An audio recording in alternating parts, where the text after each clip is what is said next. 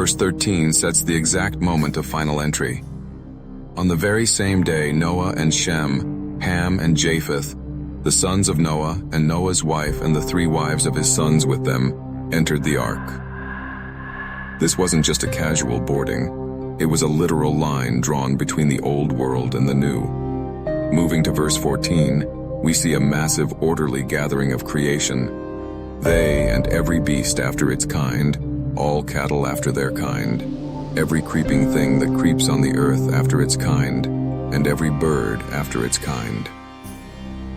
This means the chaos of the wild was perfectly subdued by divine instinct. Verses 15 and 16 show us the finality of the migration. And they went into the ark to Noah, 2 by 2, of all flesh, in which is the breath of life. Every single creature entered exactly as God had commanded. And then comes the most powerful climax in the entire narrative at the end of verse 16. And the Lord shut him in. Think about that. Noah didn't have to haul that massive, heavy wooden door closed by his own strength. God took personal responsibility for their security. In biblical theology, this shut door represents 2 distinct realities. It was the closing of opportunity for a corrupt world, but it was absolute, airtight protection for those inside. When God locks a door, no storm on earth can rip it open. What is our modern take for today?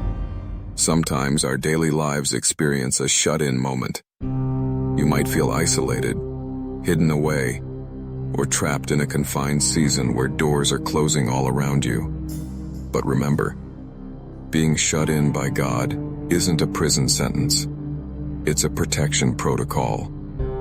When your world feels small and the storm is raging outside, trust that God has closed the door to keep the destructive elements out while He preserves the life inside you. Let us close in prayer. Hit subscribe, and we'll see you in the next verse.